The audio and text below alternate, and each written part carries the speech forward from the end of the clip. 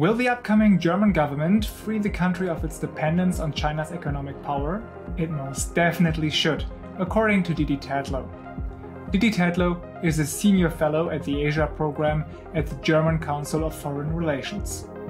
Born and raised in Hong Kong, she has been analyzing the influence and interference activities of the Chinese Communist Party in Germany. Didi, you just published a new paper on the state of Germany's China policy in view of the upcoming general elections. Before we talk about what the next German government should change, I want to ask you, how would you summarize the China policy of the current administration? I think that China and Germany have been reaching a kind of a better understanding of each other over the last 4 years. There are fewer illusions, maybe, on the German side. There's definitely been a process of change in Germany and some growing skepticism, and above all, some growing recognition that full-blown, full-on, unquestioned investment in China is not perhaps in the long-term German national interest. Having said that, there's still an extremely powerful pro-business lobby which doesn't really want to change anything. And is there a case in point where you can say, okay, this was particularly challenging for the German government in the past 4 years? The German government has had to think about its transatlantic relationship. That's really where if that's really where the pressure has been coming from. It's had to think more widely about politics, putting politics more in place rather than just this kind of very prosperity-focused post-war German model where the economy was everything. I think that with the pressures growing around the world as China rises, and the United States is concerned about this because it sees the claim to power, also to global power, coming out of China. The United States, for example, worries very much about the nature of that power. It's a one-party dictatorship in China. Germany would perhaps like not to deal so much with these acute political issues and would rather be left alone to just do business. And that has really perhaps been the single largest challenge, has been how to keep the transatlantic allies, the NATO, happy. Might the new Biden administration be particularly challenged for Germany because it was easy to distance from the Trump administration, but with Biden being more pro-Europe, he could also demand more alliance from Germany in the confrontation with China. Do you think that will be a new challenge? Yeah, I mean, I think all along that Trump, in a sense, was an excuse for Germany to not do anything about China. He was the whipping boy, if you like, of Germany, because he was really very widely disliked here in Germany. And this was always the reason, or even the excuse, to do nothing, that it would somehow please Trump. And clearly Biden coming in, he's a Democrat, so most Germans are more comfortable with that. And above all, most Germans are more comfortable with him as a person rather than with Trump as a person.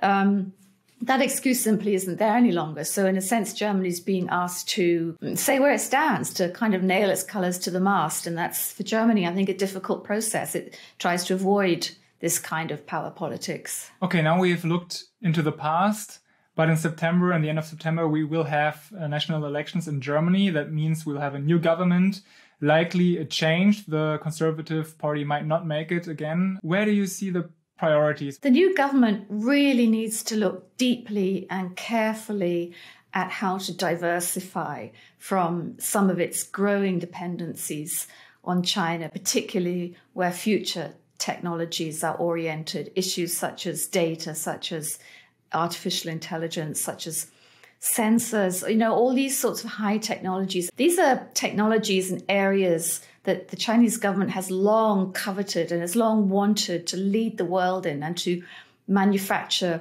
more than anyone else in the world, essentially, because it really sees its national strength and therefore the strength of the Communist Party as arising from the science and technology sphere and from this kind of high-end manufacturing. So I think, for Germany, first of all, it needs to think really carefully about where it wants to invest going forward. And this will not be an easy thing to do because change is difficult.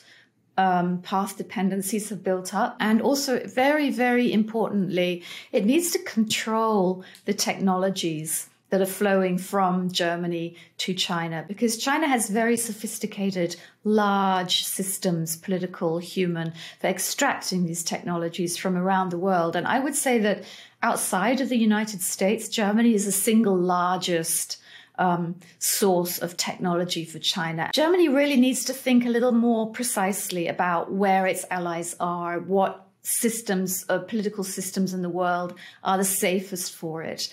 It needs to really pay more attention to its own democratic security as well as its economic security, because I think China shows that these two things are different, that security, that economic security isn't enough. You also need political security. So you propose that the German government aligns more with the US in this power struggle, or are you more in favor of a EU independent solution? I think the German government has no choice but to align much more with, if you want to call it the US, we could also call it NATO. We could say the US and Western Europe and Central and Eastern Europe, for example, and Japan and South Korea and Australia and a whole bunch of other allies.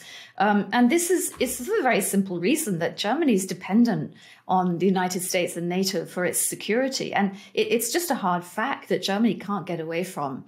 I really see that there's no option for Europe but to stick closely with NATO, stay on board, improve it as much as possible. So you have demanded that Germany takes maybe a tougher stance on China in some regards. Where do you see an opportunity to do this? I think there's an opportunity for the new German government to do that every day. And it'll start in small details, for example, to improve the inward investment screening mechanism. This mechanism, which is supposed to screen risky investments coming from China, i.e. China investing in German interests and companies that are part of the national interest, part of the critical infrastructure. These things are still happening in Germany. For example, we have Chinese state-owned companies investing in the port in Wilhelmshaven, very, very close to a German Navy logistics and port center, one of the biggest the German Navy has. And this is an absolutely, I think this is a worrying investment on the part of China, and why it went through is a question I think the German government needs to, really revisit that and look at it. Germany isn't part of the Belt and Road Initiative, but these investments are very much about building a de facto Belt and Road into Germany. And, these are just a few examples of security connected risks, I think, that Germany is still permitting to take place in Germany. It's still permitting China to invest in areas in Germany that are security connected, where Germany would never be permitted to invest in China. So, it's just starting with these details, asking why are these investments still allowed to happen, why it shouldn't protect this more is a question I think that the next German government really needs to ask itself, in a lot more focused, sharp way, to really understand what it stands to lose if it just lets China, invest, take out the technology, for example, where Germany has paid so much to create it in the first place. Yeah, Didi, thank you very much for your insights. For everyone wanting to know more, there's your new paper coming out right now. You will find the link in the description below, as well as many other analyses of our colleagues at the German Council on Foreign Relations. Thank you for watching, and feel free to subscribe to our channel for more insights on Germany's foreign policy.